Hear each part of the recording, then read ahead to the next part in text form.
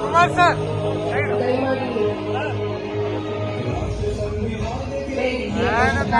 ಆಯ್ಕೆಯಾಗಿದ್ದಾರೆ.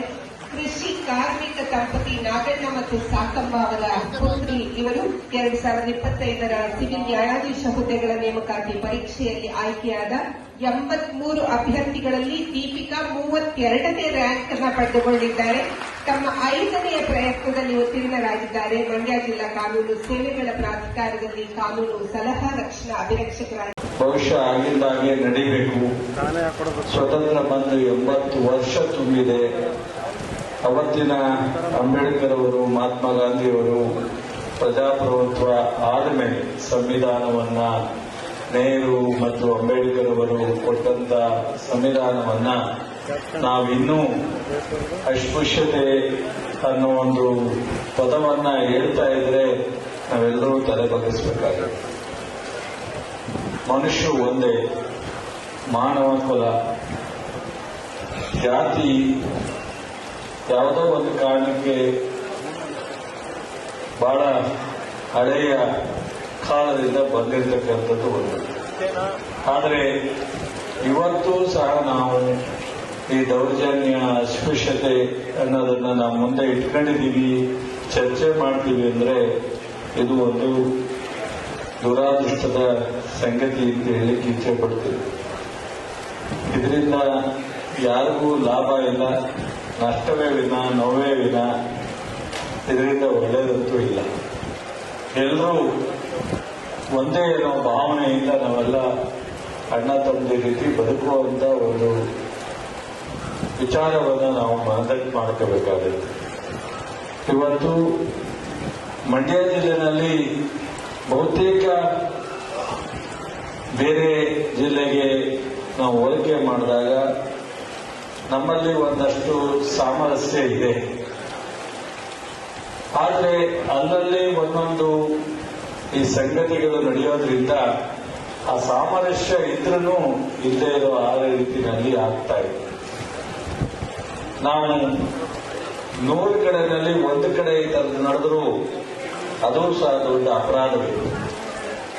ನಾವೆಲ್ಲವೂ ಸಾಮರಸ್ಯದಲ್ಲಿದ್ದಾಗ ಮಾತ್ರ ಅದಕ್ಕೆ ಗೌರವ, ಬೆಲೆ ಒಂದಷ್ಟು ನಮ್ಮ ಜಿಲ್ಲೆ ಒಂದು ಮಾದರಿಯಾಗಲಿಕ್ಕೆ ಸಾಧ್ಯ ಆಗುತ್ತೆ. ಅಲ್ಲಿ ಇಲ್ಲಿ ದೌರ್ಜನ್ಯ ಕೇಸ್ಗಳು ಇವತ್ತು ವರ್ಷಕ್ಕೆ 75ರಿಂದ 80 ಕೇಸ್ಗಳು ದಾಖಲೆ ಆಗ್ತಾ ಇದೆ. 16 ವರ್ಷದಿಂದ ದಾಖಲೆಗಳನ್ನ ನೋಡಿದಾಗ ಬಹುಶಃ ಇದು ನಾನು ಡಿಸಿ ಅವ್ರ ಹತ್ರ ಕೇಳಿದೆ. ಒಂದು 25 ಕೋಟಿವರೆಗೂ ಸಹ ನಮ್ಮ ನೊಂದಂತವರಿಗೆ ಪರಿಹಾರವನ್ನು ಕೊಟ್ಟಿರ್ತಕ್ಕಂಥದ್ದು. ಅದರಲ್ಲಿ ಶಿಕ್ಷೆ ಆಗಿರ್ತಕ್ಕಂಥದ್ದು ಮಾತ್ರ ಬಹಳ ಕಡಿಮೆ, 37 ಕೇಸ್. ಯಾಕೆ ಇಷ್ಟೊಂದು ಸಂಖ್ಯೆ ಕೇಸ್ ರಿಜಿಸ್ಟರ್ ಆಗಿ ಶಿಕ್ಷೆ ಮಾತ್ರ ಕಡಿಮೆ ಆಗಿದೆ ಅಂದ್ರೆ ಪರಿಹಾರ ಆದ್ಮೇಲೆ ಒಂದಷ್ಟು ಕಾಂಪ್ರಮೈಸ್ ಆಗುತ್ತೆ. ಇದು ಕೇಸ್ ಶಿಕ್ಷೆ ಕಡಿಮೆ ಆಗಲಿಕ್ಕೆ ಕಾರಣ ಅಂತ ಹೇಳಿ ನಾನು ಮಾಹಿತಿಯನ್ನು ತಗೊಂಡೆ. ಸೊ ನಾವು ನಮ್ಮ ಸರ್ಕಾರ ಬಂದ ಮೇಲೆ ನಿಮಗೆ ಕೆಲಸ ಮಾಡಿದವರು ಇಂತ ಮಾಡದೇ ಇದ್ದವರು ಬೇಸ್ ಅನಿಸ್ತಾರೆ. ಇಡೀ ದೇಶದ ಪ್ರಜಾಪ್ರಭುತ್ವದಲ್ಲಿ ಇವತ್ತು ನಮ್ಮ ಕಣ್ಣ ಮುಂದೆ ಇರಬೇಕು. ಮಾಡೋರ ಮೇಲೆ ದೂರು ಜಾಸ್ತಿ ಇರುತ್ತೆ. ಇಡೀ ದೇಶದಲ್ಲಿ SC ST ಆಕ್ಟ್ 18% ಹಣ ಖರ್ಚು ಮಾಡಬೇಕು ಅಂತ ತಂದಂತ ರಾಜ್ಯ ಮೊದಲು ಸಿದ್ದರಾಮಯ್ಯ ಕಾಂಗ್ರೆಸ್ ಸರ್ಕಾರ. ಇದು ಜಾರಿಯಲ್ಲಿರೋದು ಒಂದು ತೆಲಂಗಾಣ, ಒಂದು ಆಂಧ್ರ, ಕರ್ನಾಟಕ, 3 ರಾಜ್ಯದಲ್ಲಿ. ಇಡೀ ರಾಷ್ಟ್ರದ ಯಾವುದೇ ರಾಜ್ಯದಲ್ಲಿ ನಾನು ರಾಜಕೀಯ ಮಾತಾಡ್ಲಿಕ್ಕೆ ಹೋಗಲ್ಲ. ಇವತ್ತು ಆಡಳಿತ ಮಾಡ್ತಕ್ಕಂಥ ಕೇಂದ್ರ ಸರ್ಕಾರ ಅಲ್ಲಿ, ಇವತ್ತು ಆಡಳಿತ ಮಾಡ್ತಾ ಇರ್ತಕ್ಕಂಥ ಇವತ್ತು ನಮ್ದು ಯಾವುದು ಅಂದ್ರೆ ಕಾಂಗ್ರೆಸ್ ಸರ್ಕಾರ, ಹಾಗೆ ಕೇಂದ್ರ ಸರ್ಕಾರ ಬಿಜೆಪಿ ಸರ್ಕಾರ. ಕೇಂದ್ರದಲ್ಲೂ ಈ ಜಾರಿ ಇಲ್ಲ, ಬಿಜೆಪಿ ಆಡಳಿತ ಮಾಡ್ತಕ್ಕಂಥ ಯಾವುದೇ ರಾಜ್ಯದಲ್ಲಿ ಇದಿಲ್ಲ. ಇವತ್ತು ಈ 40-50 ಸಾವಿರ ಕೋಟಿ ಈ ಸಮುದಾಯಕ್ಕೆ ಖರ್ಚಾಗಬೇಕು ಅಂದ್ರೆ ಅದರಲ್ಲಿ ಒಂದಷ್ಟು ಮೊಸರು ಕಲ್ಲುಡುತ್ತಾರೆ. ನೀವು ಬಸ್ ಚಾರ್ಜ್ ತಗೊಂಡ್ಬಿಟ್ಟಿದ್ದೀರಾ, ನೀವು ಗ್ಯಾರಂಟಿ ತಗೊಂಡ್ಬಿಟ್ಟಿದ್ದೀರಾ, ಅಲ್ಲಿ ABC ಇದೆ.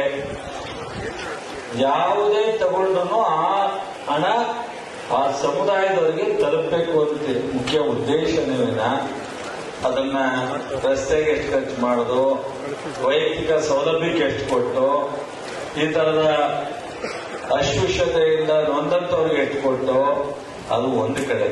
ಆದರೆ ಅಷ್ಟು ಅನುದಾನವನ್ನ ಈ ಸಮುದಾಯದ ಒಳ್ಳೆಯದಕ್ಕೆ, ಅಭಿವೃದ್ಧಿಗೆ, ಸೌಲಭ್ಯಕ್ಕೆ ಕೊಟ್ಟಿದ್ದೀವಿ ಅನ್ನೋದು ನಮ್ಮ ರಾಜ್ಯ ಮಾತ್ರ. ಇವತ್ತು ನಮ್ಮ ಸರ್ಕಾರ ಬಂದ್ಮೇಲೆ ಸಿದ್ದರಾಮಯ್ಯನವರಿರ್ಬೋದು, ಮಾದೇವಪ್ಪನವರು ಸೋಷಿಯಲ್ ವೆಲ್ಫೇರ್ ಮಂತ್ರಿಗಳಾಗಿ, ಗೃಹ ಮಂತ್ರಿಗಳಾಗಿ ನಮ್ಮ ಪರಮೇಶ್ವರ್ ಅವರು, ಆಹಾರ ಮಂತ್ರಿಗಳಾಗಿ ಮುನಿಯಪ್ಪನವರು, ಹಾಗೆ ನಮ್ಮ ತಿಮ್ಮಪ್ಪರು ನಮ್ಮ ಕ್ಯಾಬಿನೆಟ್ನಲ್ಲಿ ಸಾಕಷ್ಟು ಚರ್ಚೆ ಮಾಡಿ ಈ ಕೇಸ್ಗಳಿಗೆ ಸ್ಪೀಡಪ್ ಆಗಬೇಕು, ಪೊಲೀಸ್ ಸ್ಟೇಷನ್ ರೆಗ್ಯುಲರ್ ಆಗಿ ಒತ್ತಡ ಇರುತ್ತೆ, SC ST ಸಬ್ಸ್ಕ್ರೈಬ್ ಬಟನ್ ಮೇಲೆ ಕ್ಲಿಕ್ ಮಾಡಿ ಹಾಗೂ ನಮ್ಮ ಹೊಸ ವಿಡಿಯೋಸ್ ಅಪ್ಲೋಡ್ಗೋಸ್ಕರ ಪಕ್ಕದಲ್ಲಿ ಕಾಣುವ ಬೆಲ್ ಬಟನ್ ನಮ್ಮೆಲ್ಲ ವಿಡಿಯೋಗಳನ್ನ ಲೈಕ್ ಮಾಡಿ, ಶೇರ್ ಮಾಡಿ ಹಾಗೂ ಕಮೆಂಟ್ ಮಾಡಿ.